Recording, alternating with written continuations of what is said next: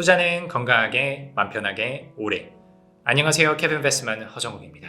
오늘은 오랜만에 조금 안타깝고 그렇게 기분 좋지만은 않은 소식을 전달을 해드리려고 합니다. 제가 표면적으로는 너무너무 좋아 보이지만 안에 지배구조 차원에서 깊게 파고 들어가 봤더니 참 비판할 거리가 많은 기업을 하나 찾았어요. 그래서 이 기업을 갖고 계신 분들한테는 참 죄송한 말씀이지만 갖고 계신 분들도 이런 리스크가 있어서 이 기업이 주가가 안 가는구나 꼭 배우시는 계기가 되셨으면 좋겠고, 갖고 계시지 않은 주주분들, 투자자 여러분들께서는 이런 것까지 주가에 다 반영되는구나, 이런 거를 내가 배워야겠구나 하는 걸 가져가시는 기회가 되셨으면 좋겠습니다. 화면으로 움직여서 소개해 드려 보겠습니다. 노바텍이라고 하는 기업이에요. 제가 이 기업이 표면적인 숫자가 되게 괜찮길래 한번 공부를 하려고 했었던 기업이에요. 그래서 제가 가장 수강생분들은 아시죠? 이자 보상 배율, 영업이익률, ROE 이 세 개 지표를 되게 중요하게 생각하는데 세 개가 다 괜찮게 나와요. 이자 보상 배율은 2천이 넘으니까 차입금으로부터의 부담이 전혀 없다는 얘기고요. 이자 보상 배율에 대한 내용은 다른 영상을 통해서 소개를 드릴게요. 영업이익률은 많이들 아시겠지만 장사에서 얼마나 남기냐 그랬더니 꾸준하게 20% 이상, 23년도 기준으로는 30% 이상 남기는 되게 마진이 빵빵한 기업이고요. ROE는 주주가치의 성장률이라고 해서 제가 가장 중요하게 생각하는 지표라고 말씀드렸죠. 이것도 어마무시하게 나옵니다.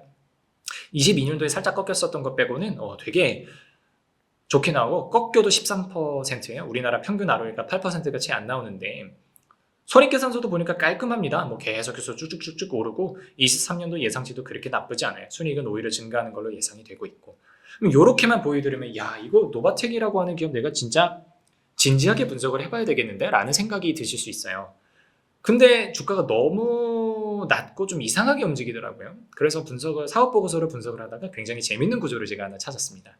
특수관계자 관련된 내역인데요. 여기 보시면 특수관계자에 대한 주요 채권채무 내역은 다음과 같습니다라고 해서 보니까 대표이사하고 친족, 그러니까 가족분들이죠.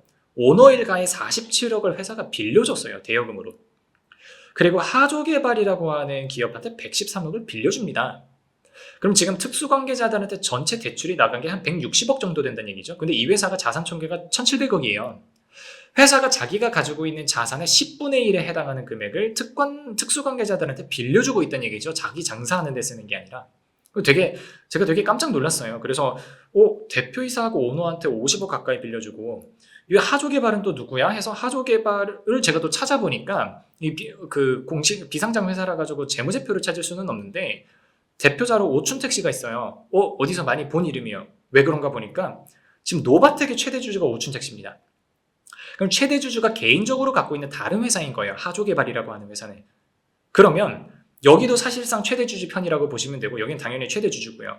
최대 주주 오너 일가들한테 총 합쳐서 1,700억 자산 중에서 160억을 빌려주고 있었다는 얘기니까 이 회사가 자금을 상장 기업으로서 정직하게 주주들의 성장 가치를 위해서 온전히 쓰고 있는 게 아니라 최대 주주의 어떤 그 개인적인 이윤을 위해서 그 자산이 활용되고 있었다라고 하는 얘기죠.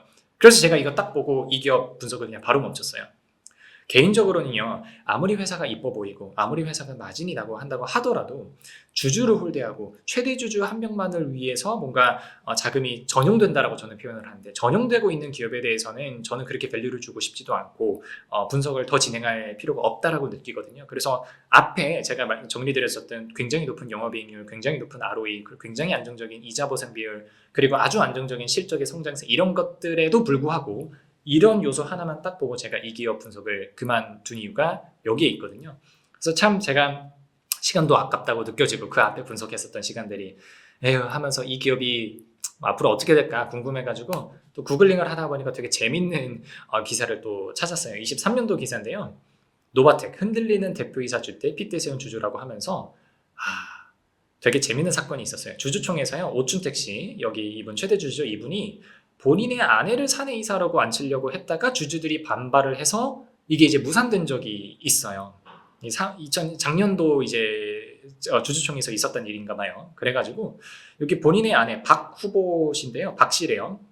물론 대표이사의 아내가 사내이사 앉을 수도 있죠. 그분이 충분한 경영 역량이 있다면. 가족이라고 차별하는 게 아니라 그분이 충분한 역량이 있고 전문성이 있으신 분이면 당연히 이사회에 들어갈 수가 있죠. 근데 뭐라고 써 있어요?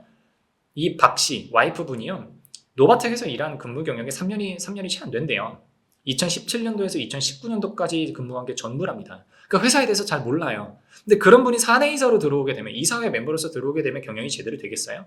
제가 이 기업 안 들고 있어서 다행이지, 이 기업 들고 있었던 주주들이면 정말 피가 거꾸로 솟는 그런 행태거든요. 그래서 주주들이 하도 반발하니까 사실은 이미 오춘탁 씨가 절반, 과반수의 지분을 들고 있기 때문에 이거 밀어붙이려면 밀어붙일 수 있어요. 근데 하도 감정적인 반발을 많이 하니까 조금 어쩔 수 없이 기분 나빠가지고 부결시킨 게 아닐까라는 생각이 들고요. 꼭 이 케이스가 아니더라도 방금 여기 앞에서 말씀드렸던 것처럼 이미 특수관계자 관련해가지고요. 조금 찜찜한 그런 내용들이 나와 있어요. 오늘 이야기 좀 정리드려보면 표면적으로, 재무적으로, 실적 차원에서, 사업 차원에서 괜찮아 보이는 기업도요. 이런 거버넌스적인 이슈, 지배구조 차원의 이슈에서 다른 소액주주들을 너무나 등한시하는 게 드러나는 기업이라면 제 가치관이긴 하지만 여러분들께서도 그렇게 좋게 보실 이유는 없다는 말씀 드리고 싶어요. 제가 짧은 기간이긴 하지만 그래도 7년, 8년이라고 하는 적지 않은 기간 동안 투자를 계속해보고 또 여러 가지 기업들을 분석해보면서 느낀 거는 사업이 아무리 매력적이어도 주주를 아무것도 아닌 것처럼 대하는 그런 기업들은 결국에는 말로가 안 좋더라고요. 결국 우리 투자자들은 사업을 정말 완전히 소유하는 사람들은 아니지 않습니까? 현실적으로 결국에는 주가가 올라주고 그 주가에 대한 차익을 내면서 가는 게 우리 투자자들인데, 이런 기업들이 이런 거버넌스 이슈 때문에 참 주가가 올라가기가 어렵습니다. 그래서 물론 영상을 올리고 나서 주가가 어떻게 될지는 모르겠지만 리스크 매니지먼트 차원에서는 여러분들께서는 이런 이슈들을 조금 조심하시는 게 좋지 않을까라는 말씀 전달해 드리면서 오늘 영상 여기까지 마치겠습니다. 감사합니다.